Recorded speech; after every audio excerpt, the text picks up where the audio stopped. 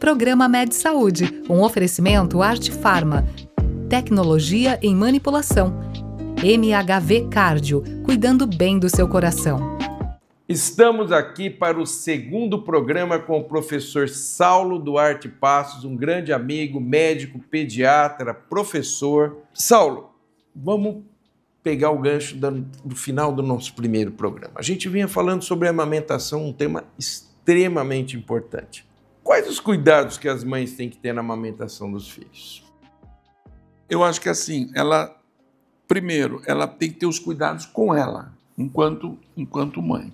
O que a gente observa muito é que, primeiro, se está muito calor, como agora, esse período que está calor, essas mães desidratam mais frequentemente. Então, o primeiro cuidado da mãe que está amamentando é a ingestão de água, ingestão de líquido, ele cuidar da sua hidratação e perceber que ela está bem hidratada através da urina. Tá. É uma dica que a gente sempre fala para a mãe, observa a sua urina está clara, está escura, está clara, está tudo bem, quantidade está boa. Então, essa amamentação, essa mulher está hidratada. Segundo, ela tem que ter uma alimentação saudável. Deve evitar algumas coisas que sensibilizam essa criança. Então, por exemplo, se é uma mãe alérgica, uma mãe que já sabe que vai ter uma possibilidade desse criança ser alérgico, então você já deve tirar durante a amamentação esses alérgenos que podem dar problema para essa criança. Mas isso é condição especial de cada mãe. A terceira, não tem hora para amamentar. Eu digo assim, essa mãe tem que estar disponível 24 horas. Poxa, mas é ruim? Mas é função da mãe. O pai não tem o seio para amamentar. Então, mas o pai pode fazer outras coisas na casa, pode ajudar em outras coisas. Então, eu falo para as mães, acabou de amamentar, vai descansar. Não importa se é 9, se é 2 da tarde, se é 3, porque a noite vai ser sua. À noite, por mais que o marido queira ajudar, ele pode ficar do lado dormindo, mas quem vai amamentar é essa mãe. E a gente vê, às vezes, coitado, muitas mães que dormem com o bebê no colo. Já vi casos de muitas crianças que caem do colo da mãe à noite, porque essa mãe está exausta. Então, essa mãe precisa aprender a descansar. Isso é um aprendizado. Elas não querem. Não, mas tem que fazer isso. Eu falei, mas descansa. Põe o marido para lavar roupa, põe o marido para... Deixa a cozinha ficar de outro jeito, mas você tem que descansar. Então, as mães, elas acham que elas têm que estar prontas 24 horas, mas ninguém aguenta. Então, acho que é o terceiro ponto importante. E cuidar do seu mamilo. Cuidar dessa pega, aprender a técnica da amamentação. Hoje existem muitos cursos que são dados no pré-natal, muitos hospitais. Por exemplo, no Hospital Universitário aqui em Jundiaí, é um hospital amigo da criança. Então, as mães saem de lá ensinadas a ter uma boa pega para não rachar o bico, para não ter menos dor. Então, esses são os cuidados que a gente tem. O resto, essa criança vai ser mais saudável, mais inteligente, mais amorosa, com menos doença. Se pegar doença, vai curar mais rápido. Então, tem todos os benefícios para essa criança. Uma coisa que eu aprendi nesse tempo todo, antes eu era muito mais incisivo, mas e a mãe que não consegue amamentar? Então ela vai para o inferno, porque ela não consegue amamentar, então pronto, ela vai para o inferno, fechou, acabou. Não. Hoje eu, como pediatra mais velho, eu falo, olha, você não vai ser a primeira e nem vai ser a última mãe que não vai amamentar.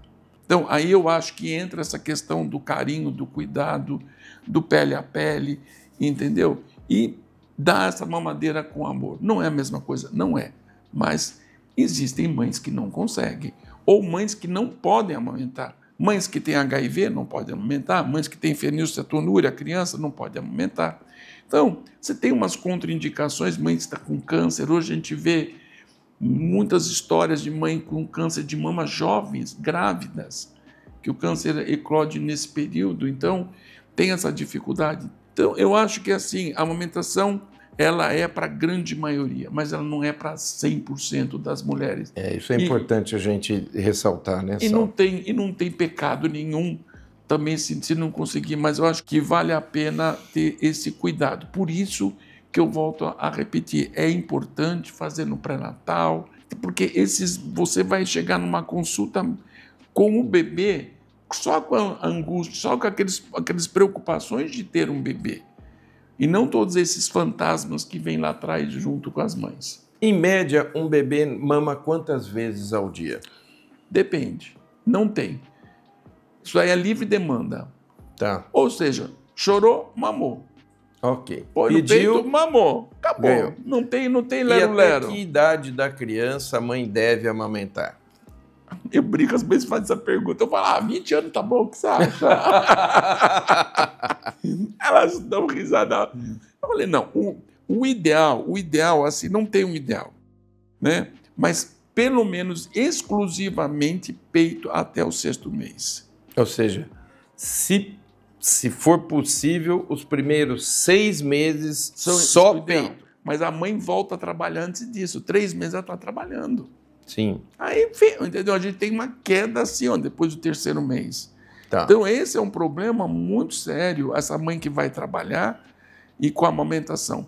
Algumas mães conseguem fazer a ordenha, conseguem guardar esse leite, conseguem usar, mas muitas delas não. Você tem que acabar utilizando fórmulas e isso, de fato, é uma fase ruim para a mãe. Existe um tabu de que a amamentação facilita a queda da mama. O que você tem para falar para essas mães? Não, pelo contrário.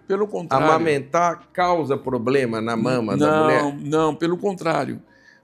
Protege de câncer, você vai ter esse seio mais firme, entendeu? Não tem isso, isso é mito, isso é um mito. Isso é importante para quem está nos ouvindo. Agora, essa mãe precisa preparar essa mama, porque às vezes tem mulheres que têm mamas muito pequenas, mama mal preparada, ela tem que preparar no pré-natal, ela tem que conversar com o obstetra dela sobre a sua mama para amamentar. Isso é importante. Tá, para ter orientações. Sim. Mudando um pouco de rumo na nossa conversa. A questão da sífilis no recém-nascido.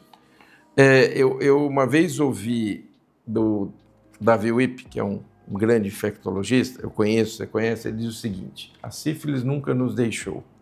Né? Ela está aí, ela hora vem, hora volta, tem períodos com mais, ela está sempre aí. O que você poderia falar sobre a sífilis no recém-nascido? Eu acho que esse é um assunto muito importante, porque a sífilis está aumentando muito, muito.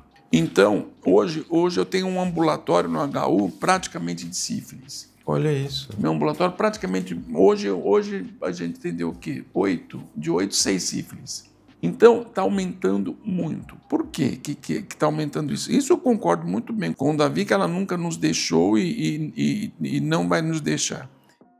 Assim, como existe uma maior liberdade, é uma doença sexualmente transmissível. Então, essas mães que vêm para um ambulatório, né, que o filho foi exposto a sífilis, então ela já vem muito assim: eu sou culpada porque eu transmiti essa doença para o meu filho. Então, a primeira coisa que a gente fala no ambulatório é justamente isso daí. O que é culpa e o que é responsabilidade. Então, ela é a responsável de transmitir para o filho, mas ela não é culpada no sentido de que ela não escolheu. Ela falou, não vou ter uma sífilis para passar para o meu filho. Isso é culpa. Você escolhe se você quer. Ela não escolheu isso. Então, a sífilis está aumentando demais. A gente vê hoje... Muitas vezes ela nem sabe que tem, né, Sal? Nem sabe. E muitas vezes, né? Hoje a mãe tinha quanto? 22 anos. Mães jovens, entendeu? Mães jovens, 17 anos, 18 anos, porque elas mantêm relação sem preservativo. É uma doença que enganadora. A gente teve um editorial de uma revista famosa agora, que saiu ano passado, que ele fala assim: sífilis, a grande enganadora. Porque ela engana. Você não sabe que você tem, você não tem sintoma algum no primeiro momento. Quando você consegue perceber, já passou. No segundo momento, ela fica ali quieta. E as mães vão descobrindo, muitas vezes, no pré-natal e quando ela não faz o pré-natal na hora do parto.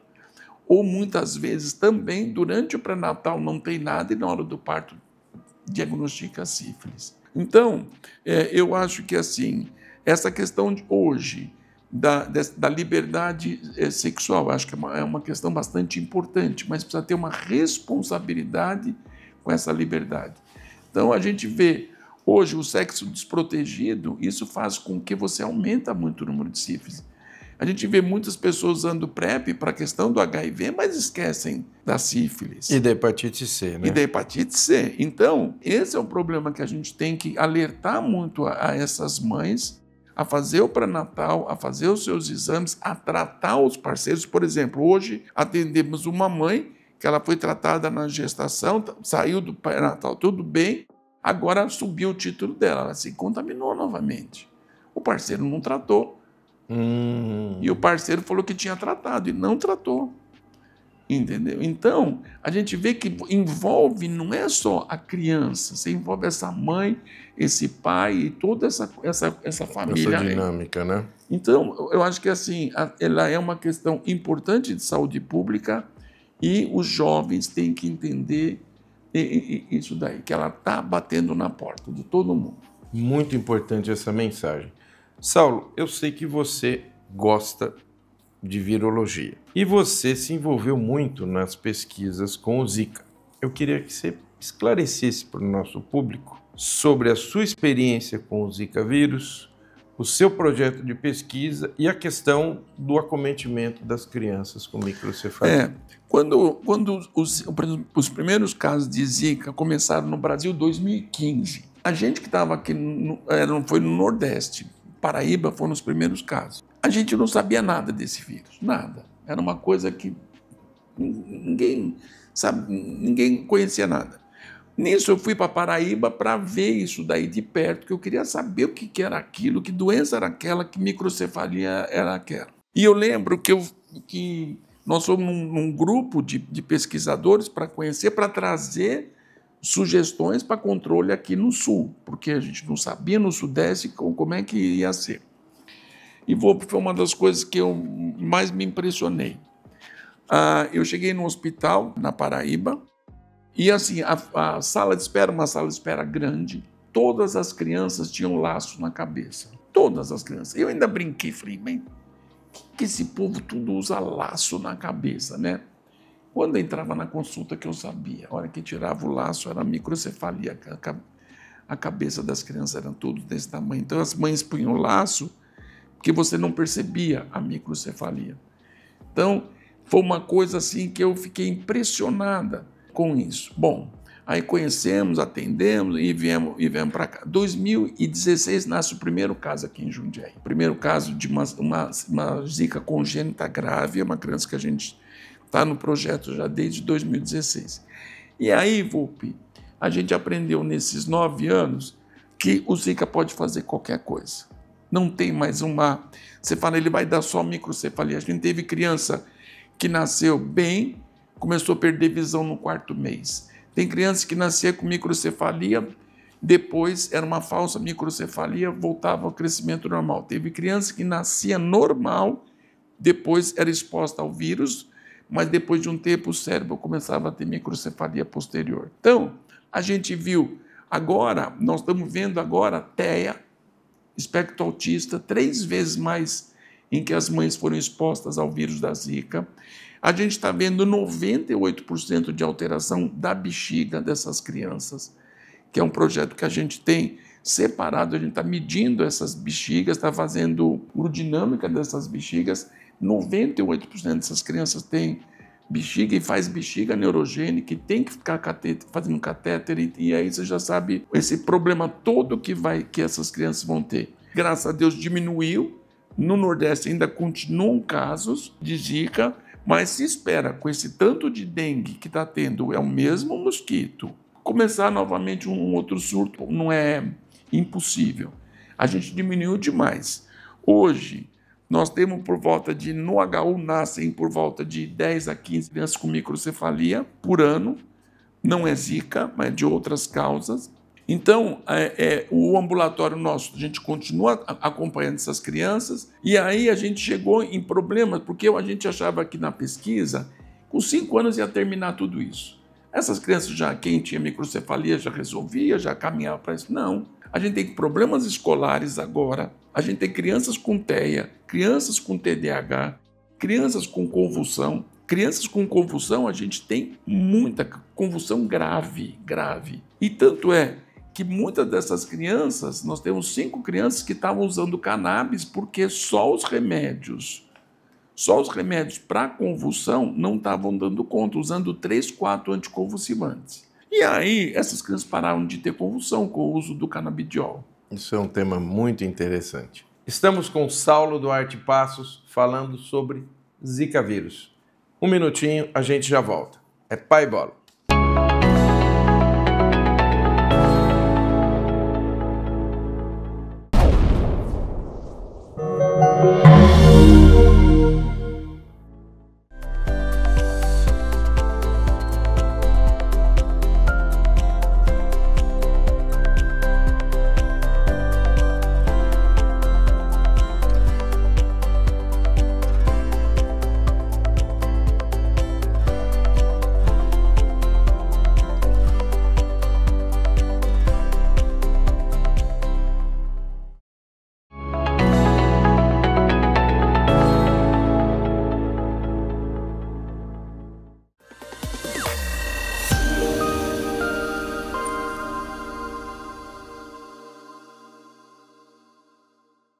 Estamos de volta com Saulo Duarte Passos falando sobre pediatria, o que você precisa saber.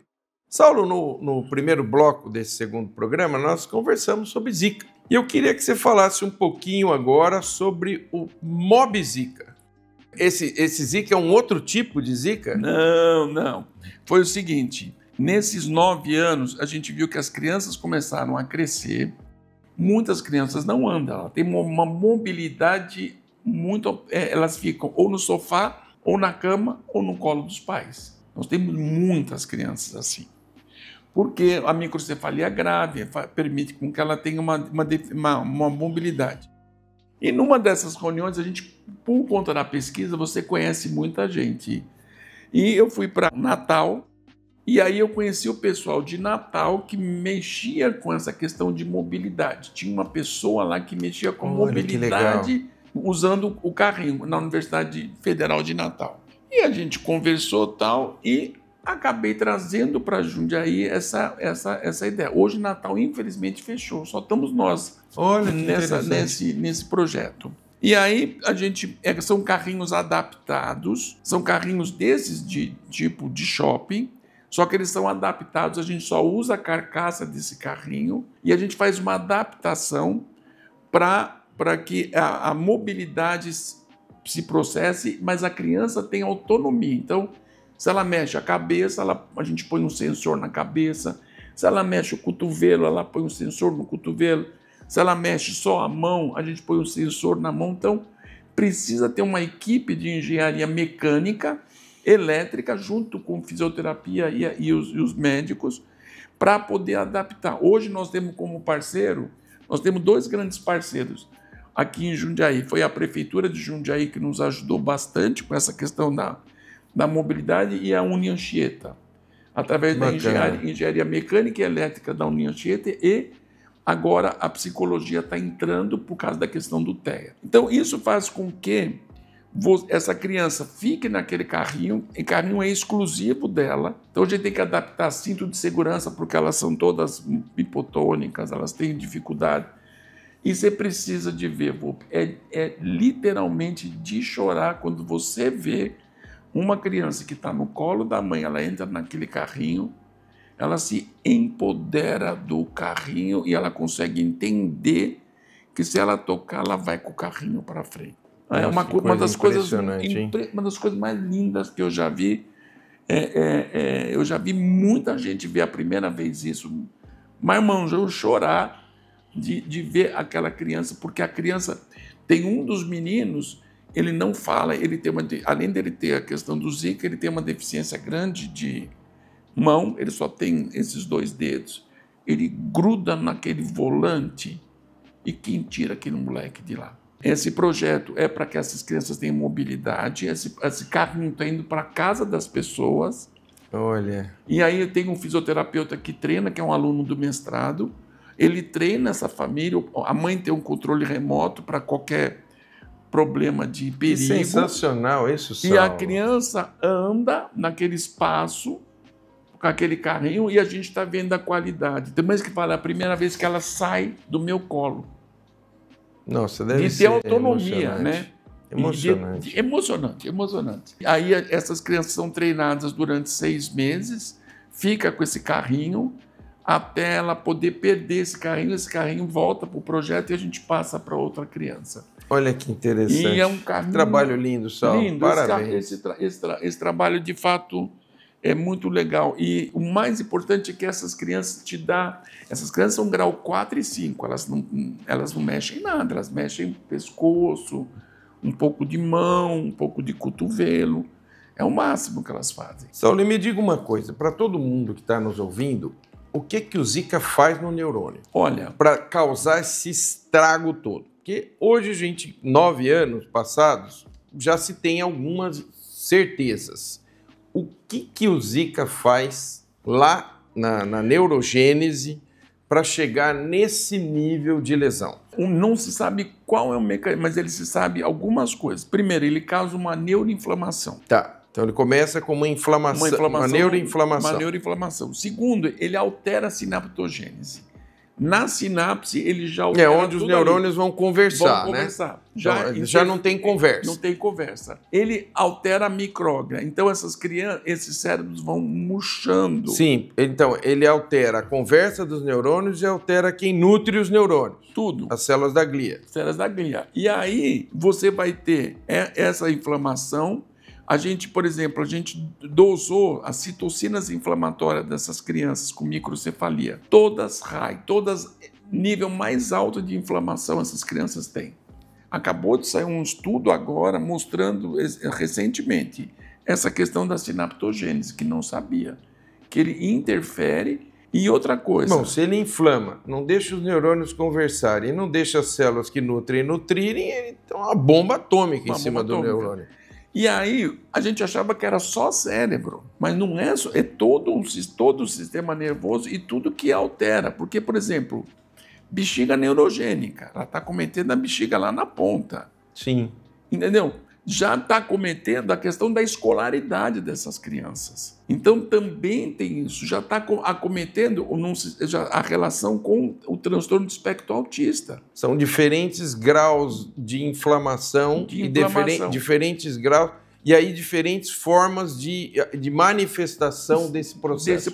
Por exemplo, disfagia, muitas crianças com gastrostomia, entendeu? Perda auditiva, perda neurosensorial, perda de visão. A gente tem uma perda de visão enorme. Tem crianças que ficam cegas, tem crianças nossas que ficaram cegas por conta disso, e ao longo do tempo, não é que nasceram cegas. O vírus foi atuando nesse neurônio e nesse nervo óptico e acabou tendo esse problema. Então, é uma doença polimórfica mesmo, não é uma... À medida que essas crianças, por exemplo, aumentou a quantidade de puberdade precoce, as mães que tiveram filhas expostas ao Zika têm puberdade precoce. 8 anos, 9 anos, está começando a puberdade dessas crianças. Então, está se descobrindo... E nós estamos com 9 anos de doença, 10 anos de doença. Então, todo mundo está preocupado com como que vai ser a adolescência dessas crianças. O que vai acontecer? Por isso que a gente...